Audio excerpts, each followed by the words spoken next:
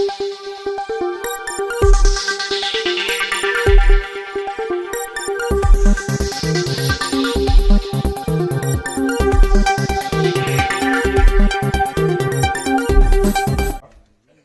R. Hari Kumar, Chief of Naval Staff, Air Marshal A.P. Singh, Vice Chief of Air Staff, Lieutenant General M.V. Jashindra Kumar, Vice Chief of Army Staff, Excellency Eric Garcetti, U.S. Ambassador to India, and Sri S.P. Shukla, President SIDM, हमारे सारे senior officers, friends from industry and academia, media के मेरे मित्रों, देवियों व सज्जनों, मैं समझता हूं कि भारत मंडपम में पहली बार यह डिफेंस का कार्यक्रम हो रहा है और हम सभी भारतवासियों के लिए भारत मंडपम में यह कार्यक्रम करना इतने भव्य स्थान पर, इतने भव्य स्वरूप में, यह हम सबके लिए एक गौरव का विषय है। इसके लिए भी मैं आप सबको अपनी तरफ से हार्दिक बधाई देता हूं। और साथियों, स्वावलंबन के इस कार्यक्रम में उपस्थित होना मैं समझता हूं कि हमारे लिए भी एक बहुत ही यह प्रसन्नता का विषय है। मैं नेवी, डीडीपी और डीआरडीओ को स्प्रिंट चैलेंज के माध्यम से कई इनोवेटिव आइडियाज पर काम करने के लिए भी अपनी तरफ से हार्दिक बधाई देता हूं। साथियों, जैसा कि आप सभी जानते हैं, स्प्रिंट इनोवेटिव चैलेंज की शुरुआत इसी उद्देश्य से की गई थी कि नेवी में इंडिजिनस टेक्नोलॉजी एवं प्रोडक्ट्स के यूजेस को बढ़ावा मिल सके। और इस चैलेंज की शुरुआत के बाद से ही अब तक यदि इसके आउटकम पर हम नजर डालें तो यह स्पष्ट दिखता है कि हमारी आर्म्ड फोर्सेस एवं डिपार्टमेंट ऑफ डिफेंस प्रोडक्शन ने इस दिशा में बहुत ही सार्थक प्रदर्शन किया है। आप सभी की मेहनत, आप सभी का लगन, आप सभी का समर्पण भारत को बहुत ही तेजी से डिफेंस सेक्टर में आत्मनिर्भर बनाने की ओर ले जा रहा है। जैसा कि आप सभी जानते हैं, जैसा कि आपको बताया भी गया है कि अब तक 411 आइटम्स की 4 पॉजिटिव इंडिजिनाइजेशन लिस्ट जारी हो चुकी है। आज इस महत्वपूर्ण अवसर पर 5th पॉजिटिव इंडिजिनाइजेशन लिस्ट को रिलीज हम लोगों ने किया है और इससे सचमुच मुझे बेहद प्रसन्नता हुई है। और इस लिस्ट में 98 आइटम्स हैं।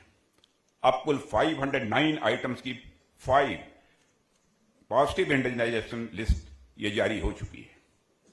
हमारे डिफेंस सेक्टर की आत्मनिर्भरता में मैं इसे एक बड़े कदम के रूप में देखता हूं और इस लिस्ट के जारी होने पर मैं फिर से आप सभी को अपनी तरफ से हार्दिक बधाई देता हूं।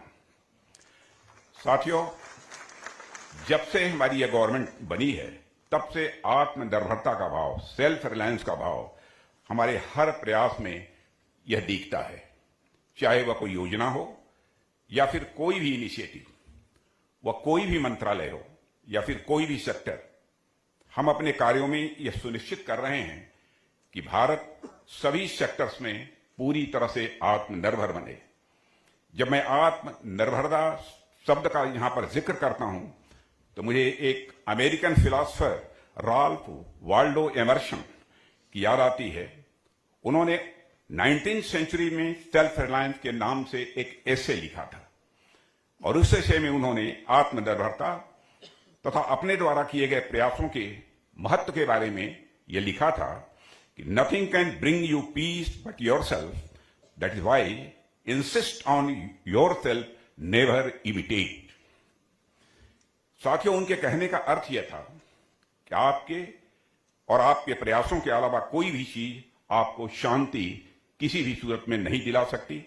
इसलिए हमें अपने आप पर जोर देना चाहिए, दूसरों की कॉपी करने पर नहीं।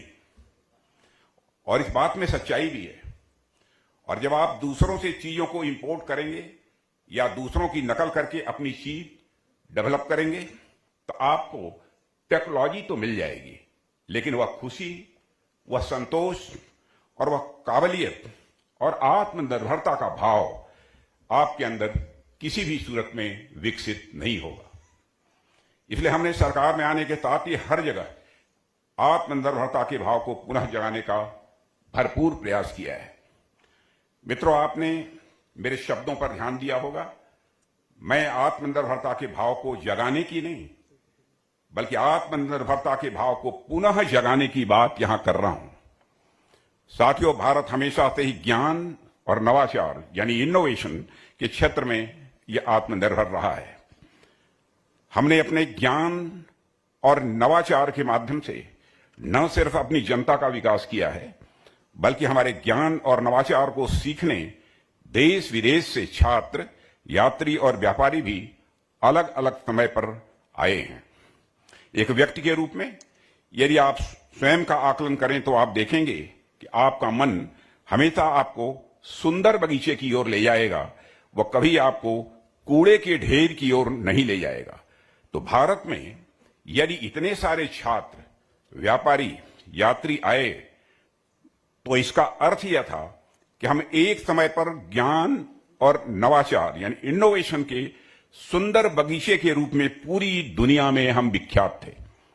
बाद में समय का एक कुचक्र आया जब इस बगीचे की सुंदरता को आक्रांताओं ने बहुत ही नुकसान पहुंचाया और हम अपने इनोवेटिव अप्रोच को धीरे धीरे भूलते चले गए।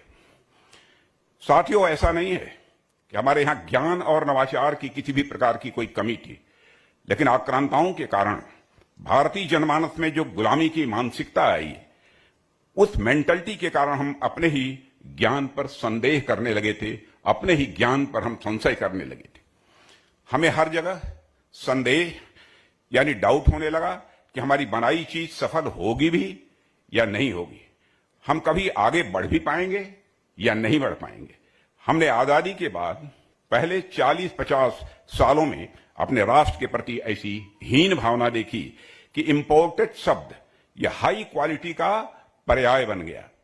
इंपोर्टेड कार हो, इंपोर्टेड घड़ी हो, इंपोर्टेड जूते हो, इंपोर्टेड कपड़े हों, यहां तक कि हमारे देवी देवताओं की मूर्तियां, हमारी संस्कृति, हमारी कल्चर से संबंधित सामान भी हम इंपोर्ट करने लगे थे।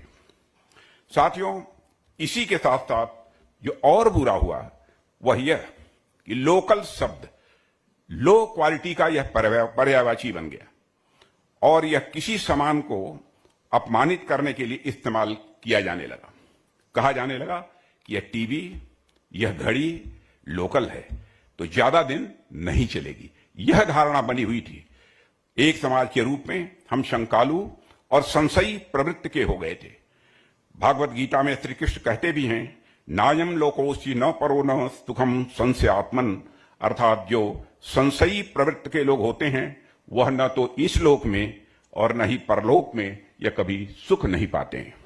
साथियों, एक समय पर भारतीय समाज इसी संशयात्मक वातावरण में फंस चुका था। वैसे ज्ञान विज्ञान या दर्शन में संशय का अपना एक सकारात्मक महत्व होता है, परंतु जब संशय किसी व्यक्ति की अपनी क्षमताओं पर, अपने आप पर, अपने रिश्तों पर होने लगे तो उसका अर्थ अक्सर नेगेटिव ही होता है और वह उस व्यक्ति, समाज और राष्ट्र को पंगु बना देता है।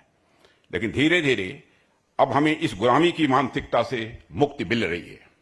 हमारे प्रधानमंत्री जी ने वोकल फॉर लोकल की एक मुहिम चलाई और लोकल वस्तुओं को उसका सम्मान वापस दिलाने का कार्य उन्होंने किया है। साथियों, आज हमारी सरकार ने डिफेंस, इंफ्रास्ट्रक्चर, इकोनॉमी, हेल्थ और एजुकेशन आदि के क्षेत्र में जो काम किए हैं वह तो महत्वपूर्ण हैं ही, लेकिन जो एक काम मेरी दृष्टि में सबसे महत्वपूर्ण श्रेणी में आता है वह यह है कि हमने भारत की जनता में एक सेंस ऑफ कॉन्फिडेंस, एक विश्वास पैदा किया है। विश्वास इस बात का कि हम भी आगे बढ़ सकते हैं और हमने भारत की जनता के मन मस्तिष्क में बैठ चुके संशय को दूर करने में भी काफी हद तक कामयाबी हासिल की है। ठीक उसी तरह जिस तरीके से कभी रीछपति जामवंत जी ने हनुमान जी का संशय दूर किया था।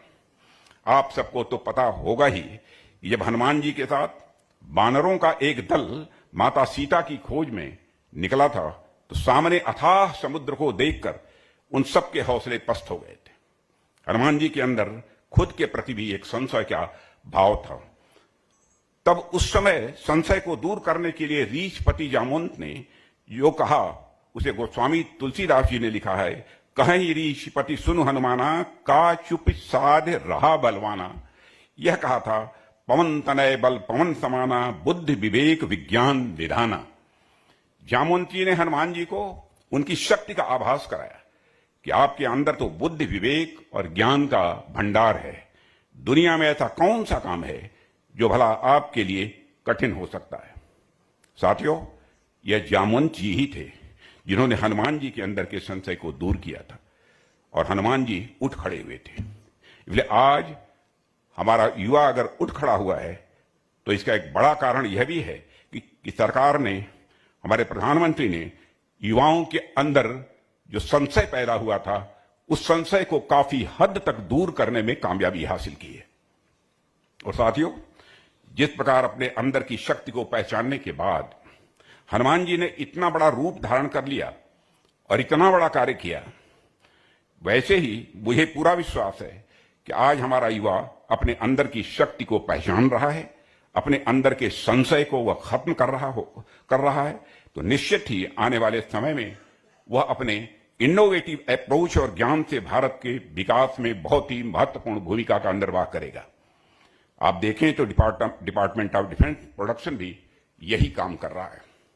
डीडीपी अपने प्रयासों से न सिर्फ भारत के डिफेंस मैन्युफैक्चरिंग को बढ़ावा दे रहा है, बल्कि हमारे युवाओं के बीच यह भाव भी जगा रहा है कि हमारे बनाए हुए इक्विपमेंट सफल हो सकते हैं।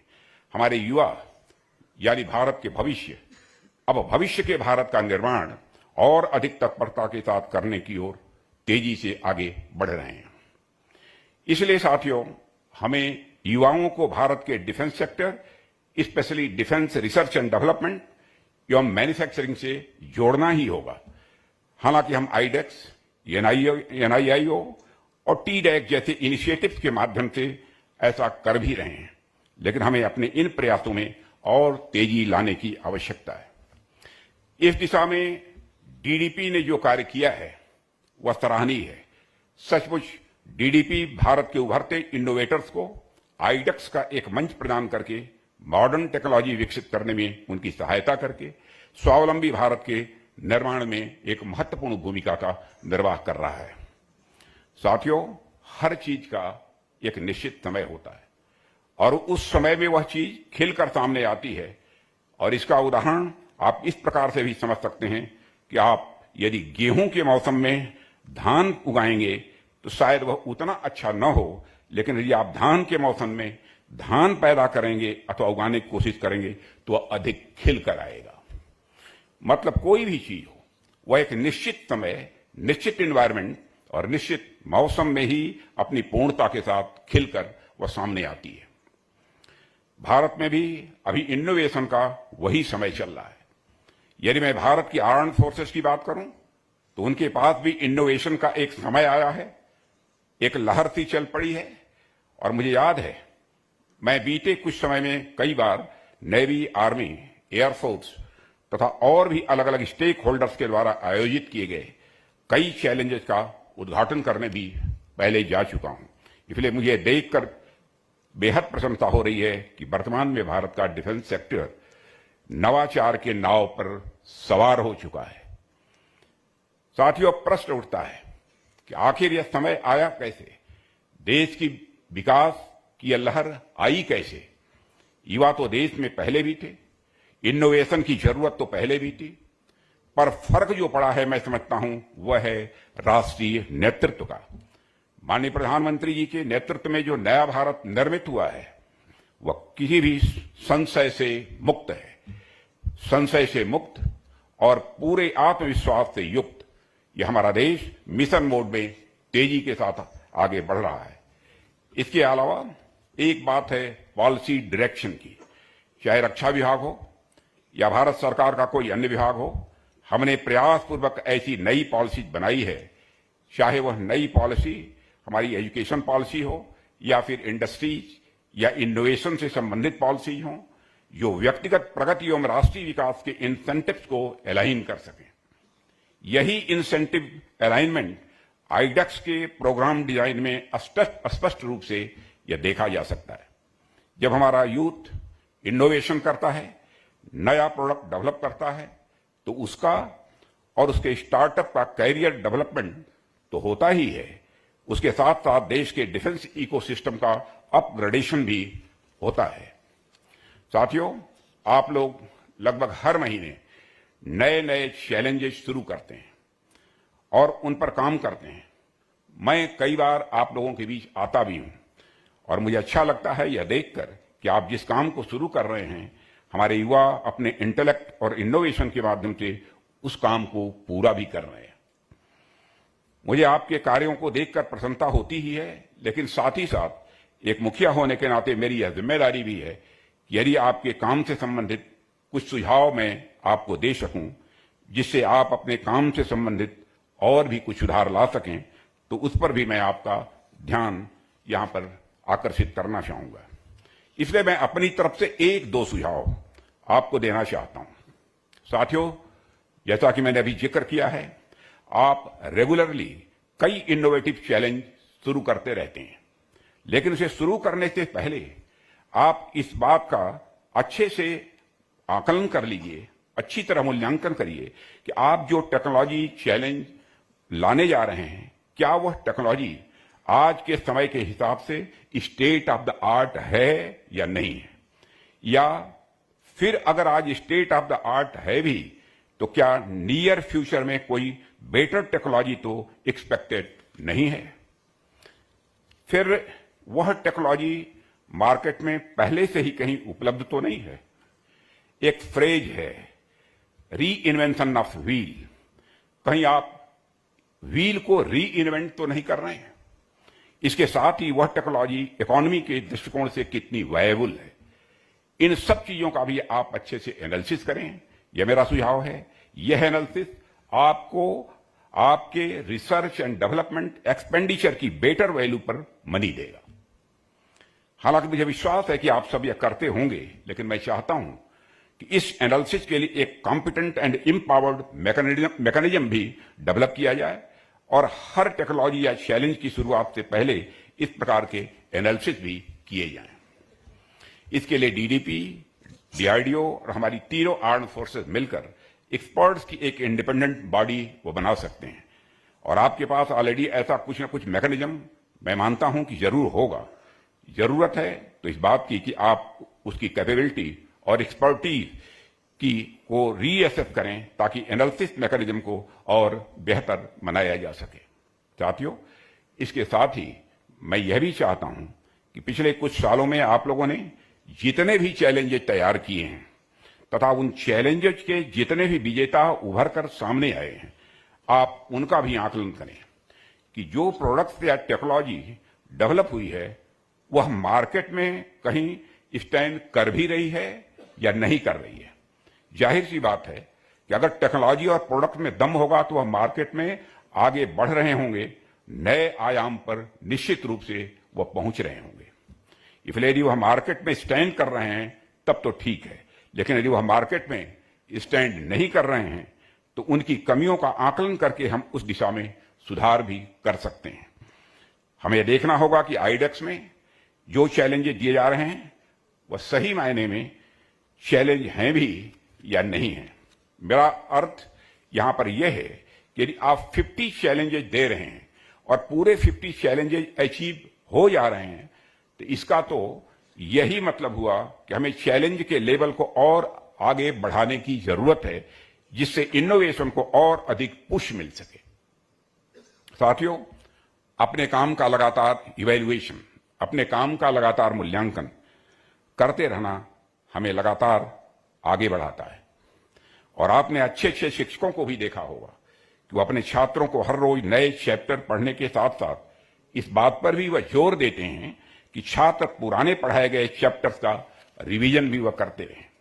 इसलिए आपको भी एक अच्छे छात्र की भांति नए नए इनोवेटिव चैलेंजेस को शुरू करने के साथ साथ इस बात पर भी ध्यान देना होगा कि जो चैलेंजेज आपने पूरे कर लिए हैं उनका मूल्यांकन भी, उनका इवैल्यूएशन भी आप अच्छी तरीके से करें। इस चैलेंज का नाम भले ही स्प्रिंट हो, लेकिन हमें इसमें केवल तेजी से ही नहीं दौड़ना बल्कि हमें इसमें मैराथन दौड़ की तरह लंबा भी दौड़ना है। हमें सिर्फ कुछ मीटर की दूरी तय नहीं करनी है, हमें मीलों लंबा सफर तय करना है। यानी यह स्प्रिंट भी है और यह मैराथन भी है। साथियों, मुझे पूरा विश्वास है कि आप सभी इस प्रकार से आगे बढ़ते रहेंगे, नए नए इनोवेशंस व नए नए चैलेंजेस के माध्यम से डिफेंस सेक्टर में नई टेक्नोलॉजी का समावेश करते रहेंगे। साथ ही साथ अपने कार्यों का मूल्यांकन करते हुए स्वयं के अंदर भी लगातार रिफॉर्म्स लाएंगे। और इस अवसर पर इससे अधिक कुछ न कहते हुए मैं navy, army, air force, DRDO, DDP को भविष्य के अपने आपके सारे प्रोजेक्ट्स के लिए हार्दिक शुभकामनाएं देते हुए यहीं पर अपना निवेदन समाप्त करता हूं। आप सबको बहुत बहुत धन्यवाद। Thank you very much.